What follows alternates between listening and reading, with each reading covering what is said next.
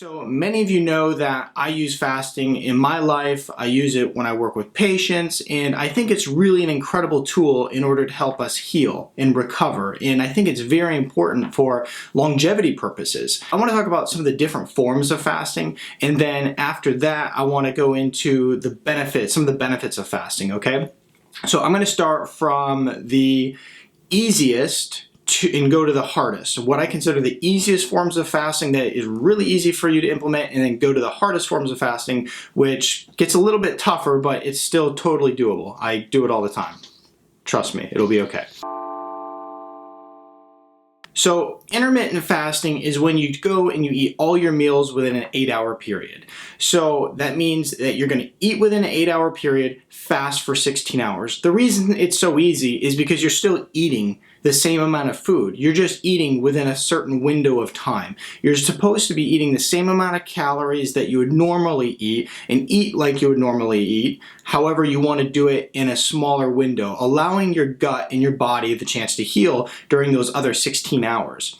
Now, when you're doing intermittent fasting, it's very important to be on a good quality diet. You don't want to do intermittent fasting when you're on some really, like, for instance, a standard American diet where you're eating a lot of processed foods and carbohydrates. So anyway, you want to do intermittent fasting when you're following a diet more like the ones that are outlined in the Heal Yourself cookbook, okay? So intermittent fasting, once again, eating all your meals in an 8-hour period and then fasting for 16 hours, very doable. I do this all the time, and it's something that I really like, and it's very easy to implement. So juice fasting is something that is fairly simple as well. And it's actually, one of the reasons I like it is because it tastes really good. So you can make some incredible tasting juices. I have an example of one right here. This right here is a mixture. It has a lot of greens in it, some carrots. It doesn't look so pleasant. However, it tastes really good.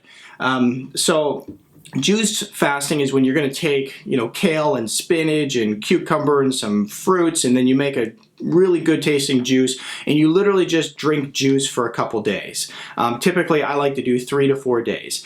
And the reason that juice fast, I think, is easier because once again, it tastes good, you can change it up. You can have all different types of juices, and you can have different flavors. And so though you're not eating any solids, you're just simply drinking juice during those couple days. Like I said, 3 to 4 days is what I like to do. It's a really great fast to do.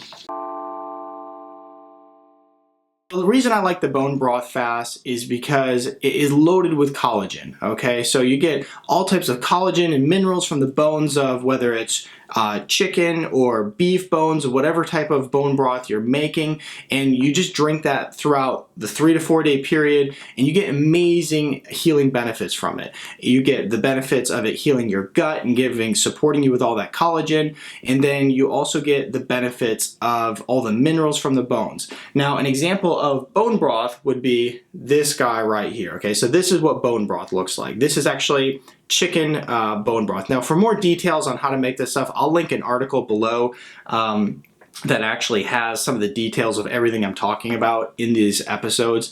It's hard to get into a crazy amount of detail because I could talk here for 2 hours straight.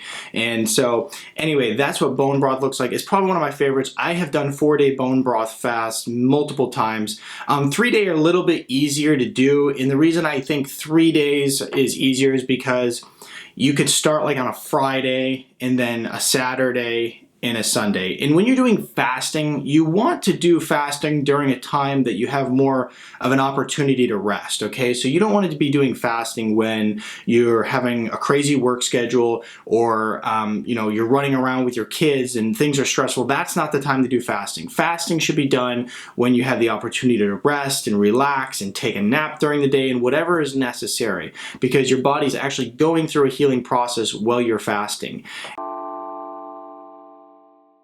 The reason water fast is the hardest to do is just because it's simply water. Like, you are literally going 3 to 4 days and only drinking water. A lot of it's a mental game. It's just that you smell food or you see food or you dream about food, whatever it is, a lot of it's a mental game. Out of all the forms of fasting, water fast is definitely the hardest just because it's flavorless. But I will say that many times that my bone broth fast turned into water fast, because if you've ever fasted fasted, when you drink anything of the same for 3 to 4 days, like in the case of a bone broth fast, you get a little bit tired of it. Day 3, you're like really, I find myself, I can't put that out there for everybody, but I find myself getting really sick of the bone broth. So I'll start drinking more water. So a lot of times my bone broth fasts turn into water fasts. But anyway, those are the 4 types of fasts that I typically recommend. And like I said, the easiest is intermittent fasting all the way down to water fasting, which is certainly the hardest. Why would you even want to do fasting in the first place? Because it doesn't sound fun, it doesn't sound comfortable, and you know, like there's a lot better ways you'd probably like to spend your days. And the truth is, you want to do it for your health because it offers incredible benefits. The first benefit I want to talk about is that fasting absolutely energizes your metabolism. When you fast, it allows your metabolism a chance to balance and heal and re-energize, but it also helps with burning fat, because after you burn through your sugar stores in your body, your body's going to start burning fat for energy, and it's going to help you just burn that fat off while you're fasting.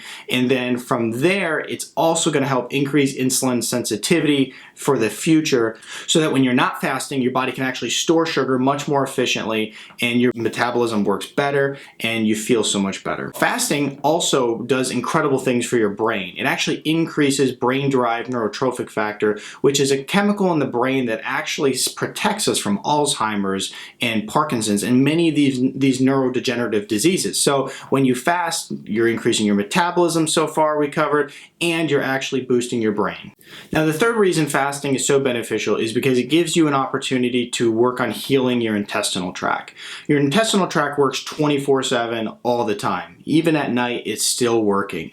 And so when you fast, it gives the intestines and the gut the chance to rest, to heal, to balance out the bacteria within the gut. It helps to heal the digestive tract, the gap junctions, get all the toxins out, and it really does an amazing job. Now, the fourth reason fasting is beneficial is because it helps clear your skin up and help your skin look really vibrant. When I first started fasting to help with my skin issues, they cleared up almost within the first 24 to 48 hours of fasting. So fasting also boosts your immune system, and that's number 5.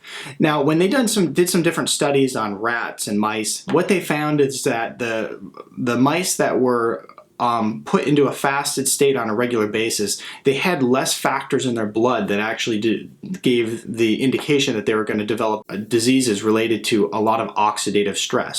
And so when you fast, it helps balance your immune system, reduce a lot of disease factors within your blood, and also reduce oxidative stress, which is ultimately going to reduce inflammation in the body. Now, the 6th benefit of fasting that I want to talk about is longevity.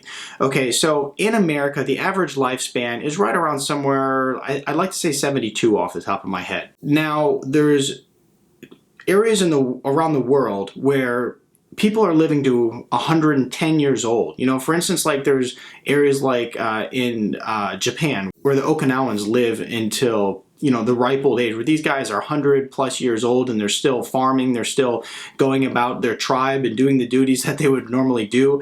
And so when we look at our genetic code, it's estimated that we're, as humans, designed to live to about 120 years old. So there's a big problem if we're only living to 75 on average in America.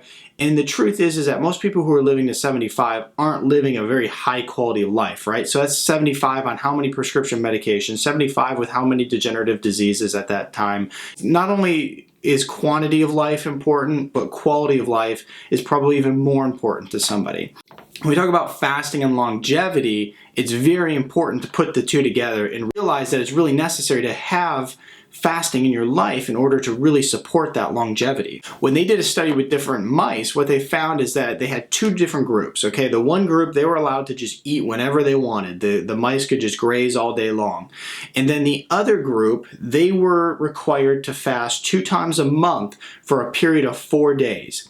Now, what they found is that the group of mice that they required to fast for 4 days, twice a month, they actually outlived the group that was grazing all day by 3 months. So 3 months might not sound like it's that much. However, when you look at the average lifespan of a mouse, it's right around 2 years. So 3 months is enormously significant. Another way that fasting really promotes longevity is by boosting your human growth hormone. Now, when you look at someone who's in a fasted state or somebody who has fasted using intermittent fasting, there's studies done where there's been increases of human growth hormone by 1,300% and 2,000%. Now, when you go in and you start to increase human growth hormone by those kinds of levels, it is allowing your body to heal, recover, and reduce inflammation. So those are all the things that I wanted to discuss as far as fasting goes, okay? So we talked about the different types of fasting, my favorite type of fasting, some of the benefits of fasting,